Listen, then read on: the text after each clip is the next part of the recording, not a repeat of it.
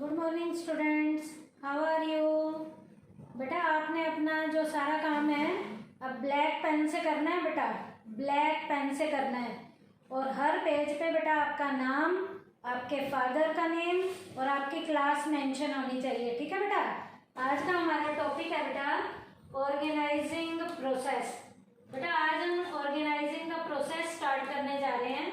इसके प्रोसेस का सबसे पहला पॉइंट है identification and division of work. बेटा पहला पॉइंट क्या है? Identification and division of work. The first step of organizing is the identification and division of work. Organizing का पहला पॉइंट क्या है?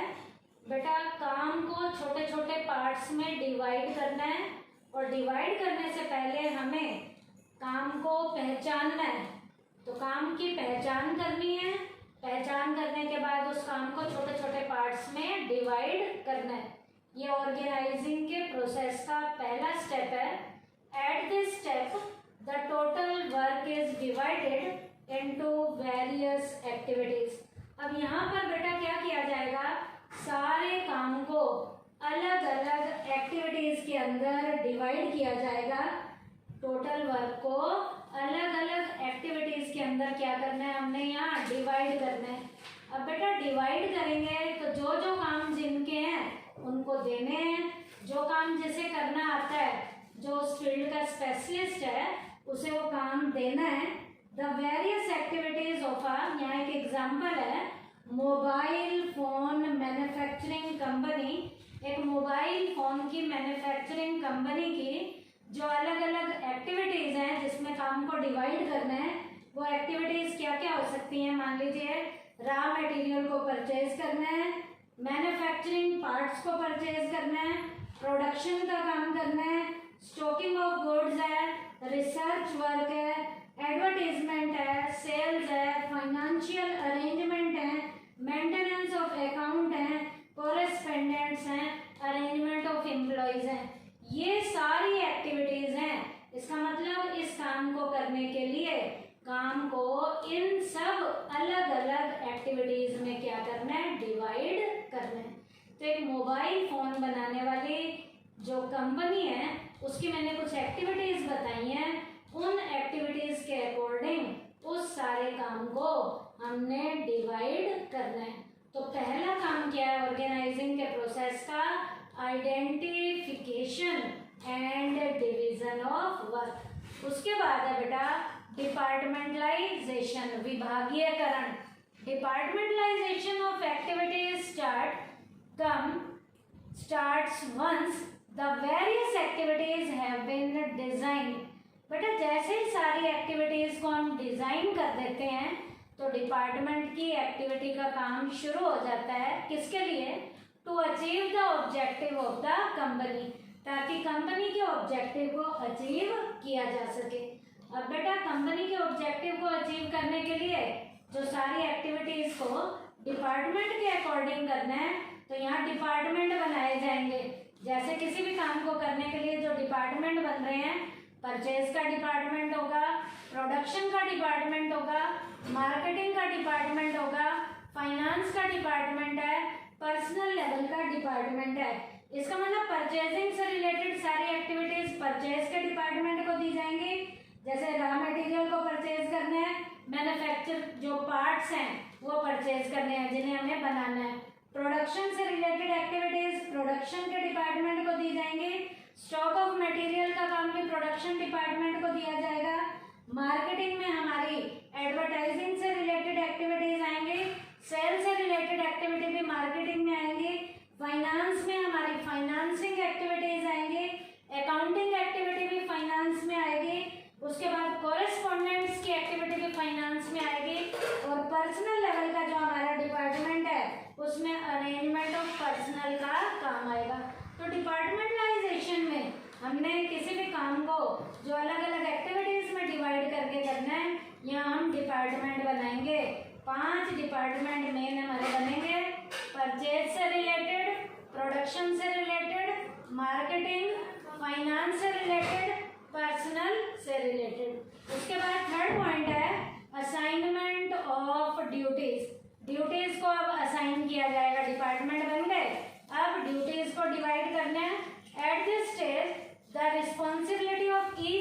इंडिविजुअल और पोस्ट इज डिसाइडेड। अब बेटा हर इंडिविजुअल को उसकी जो है ड्यूटी डिसाइड की जाएगी, उसे उसकी रिस्पॉन्सिबिलिटी बताई जाएगी, उसकी पोस्ट के अकॉर्डिंग बताई जाएगी। Purchase manager will be given the task of purchasing goods. अब परचेज के मैनेजर का काम क्या होगा? गुड्स को परचेज करने का होगा। ऐसे बेटा जो हमारा सेल्स का डिपार्टमेंट है उसका काम सेल्स से रिलेटेड एक्टिविटीज का होगा। उसके बाद प्रोडक्शन का डिपार्टमेंट है, उसका काम प्रोडक्शन से रिलेटेड एक्टिविटीज का होगा। मार्केटिंग डिपार्टमेंट का मार्केटिंग से रिलेटेड होगा। फाइनेंस का फाइनेंस से रिलेटेड, और पर्सनल वाले डिपार्टमेंट का पर्सनल से रिलेटेड काम होगा। तो इसका मतलब जो यहाँ पर डिपार्टमेंट बनाए गए हैं, यहाँ उन डिपार्टमेंट में जो भी व्यक्ति बिठाए गए हैं उन्हें उनकी रिस्पॉन्सिबिलिटीज को बताया जाएगा, उन्हें उनकी ड्यूटीज को बताया जाएगा, और वो भी उनकी पोस्ट के अकॉर्डिंग उन्हें काम दिया जाएगा। परचेज के मैनेजर को जैसे परचेजिंग का काम दिया जा रहा है, सेल्स वाले को सेल का काम दिया जा रहा है, एडवर्टाइजिंग वाले को एडवर्टाइजिंग का काम दिया जाएगा, फाइनेंस के मैनेजर को फाइनेंस का काम दिया जाएगा। उसके बाद हमारा बेटा फोर्थ पॉइंट है ऑर्गेनाइजिंग के प्रोसेस में एस्टेब्लिशिंग रिपोर्टिंग रिलेशन। अब बेटा काम को आइडेंटिफाई भी कर लिया, डिवाइड भी कर लिया, काम को करने के डिपार्टमेंट भी बना दिए गए, डिपार्टमेंट में जो लोग बिठाए गए उन्हें पोस्ट के अकॉर्डिंग रिस्पॉन्सिबिलिटी भी दे दी गई। अब बेटा उनसे रिपोर्ट मांगनी है। तो अगला पॉइंट क्या है? Establishing reporting relation. When two or more than two persons work for the attainment of common goal, their interrelationship must be defined very clearly. बेटा जब दो या दो से ज़्यादा लोगों को किसी कॉमन लेवल वाले ऑब्जेक्टिव को पूरा करने के लिए बिठाया जाता है तो उनके बीच के इंटर लेवल के जो रिलेशन है वो अच्छे से डिफाइन किए जाते हैं, क्लैरिफाई किए जाते हैं। Everybody should how as to who is the superior and who is subordinate. यहाँ पर बेटा हर एक एम्प्लॉय को बताया जाता है कि उसका सुपीरियर कौन है, उसका सबऑर्डिनेट कौन है, सब चीज़ों के बारे में बताया जाता है। जैसे एग्जाम्पल है, purchase manager will be the superior for all the employees of the purchase department. Purchase का मैनेजर परचेज के डिपार्टमेंट की सारी एक्टिविटीज को करने वाले जो लोग हैं उनके ऊपर as a superior role play करता है। They will receive orders from him, वो उनसे ऑर्डर को रिसीव करता है, and will also be responsible to him, और उनके लिए वो रिस्पॉन्सिबल भी होता है।